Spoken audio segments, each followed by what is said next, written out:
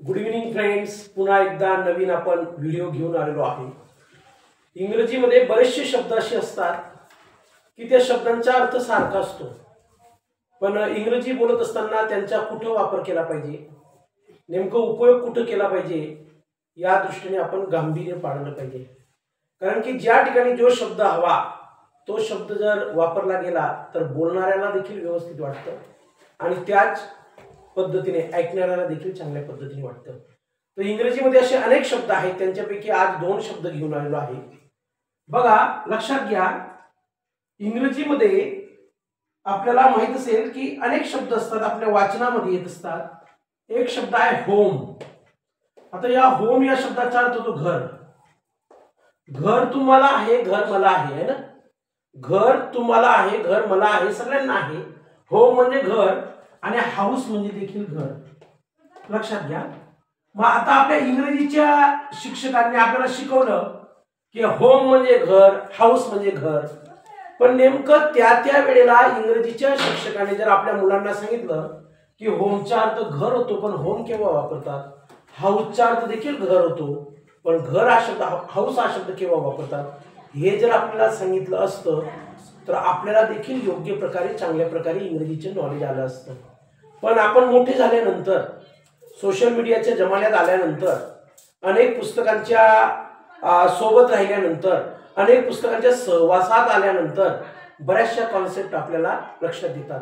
घर असावे घरासारखे नको तो नुसत्या भिंती, घर असावे घरासारखे नको तो नुसत्या भिंती, तिथे असावा प्रेम जिव्हाळा नकोच नुसती नाती, बरोबर आहे की नाही। पण आजच्या 21व्या शतकामध्ये आपण बघतो की प्रत्येकाकडे मोबाईल आहे।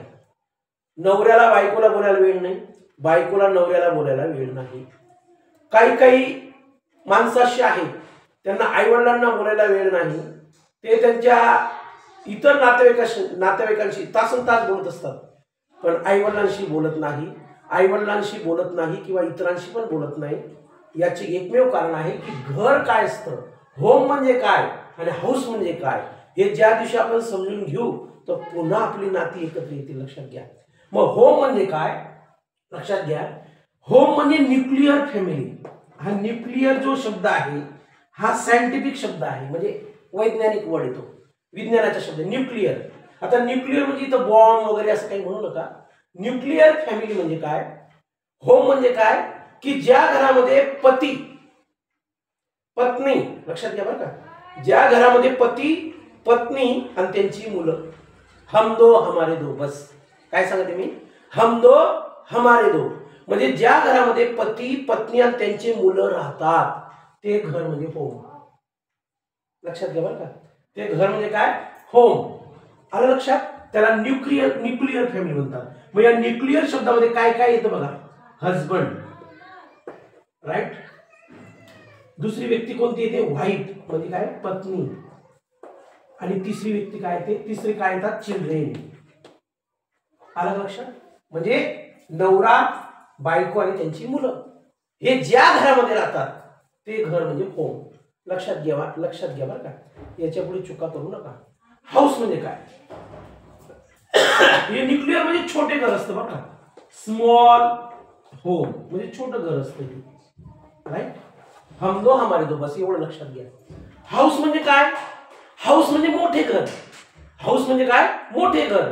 मग त्या घरामध्ये नवरा राहतो, बायको राहते, त्यांची मुलं राहतात, राईट, सासू सासरे राहतात, जावा राहतात, भाऊजाई राहते, त्यांची मुलं राहतात, म्हणजे मोठी फॅमिली असते, जॉईंट फॅमिली थोडक्यात। न्यूक्लिअर फॅमिली म्हणजे सिंगल फॅमिली, न्यूक्लिअर फॅमिली म्हणजे काय, सिंगल फॅमिली, आणि हाऊस म्हणजे काय, जॉईंट फॅमिली, म्हणजे एकापेक्षा अनेक मेंबर्स ज्या घरामध्ये राहतात त्याला जॉईंट फॅमिली म्हणतात आणि त्याला हाऊस वापरतात। त्याच्यासाठी काय वापरतात, हाऊस।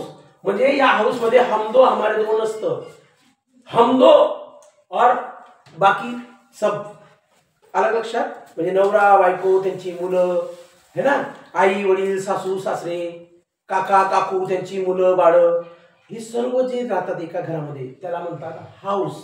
हाऊस ही बिग फॅमिली असते, होम हे स्मॉल घर असतं। होम मध्ये फक्त कोण, नवरा बायको त्यांची मुलं, आणि हाऊस म्हणजे काय, त्याच्यामध्ये सगळे आले, आई वडील आले, नवरा आले, बायको आली, मुलं आली, काका काकू आली, आजी आली, आजोबा आले, सगळे आले।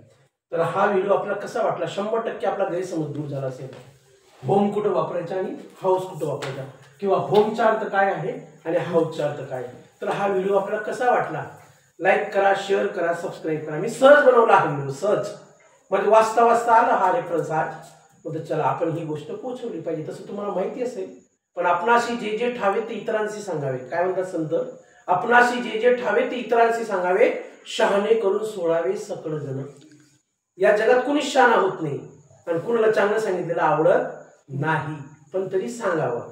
हा काय संतांचा मार्ग आहे ना. म्हणजे जो ऐकेल त्याचं भलं होईल, जो ऐकणार नाही त्याचं वाटोळं झाल्याशिवाय राहणार नाही. मग नेमकं भलं करायचंय का वाटोळं करायचंय हे माझ्या तुमच्या हातात आहे ना. धन्यवाद. थँक्यू.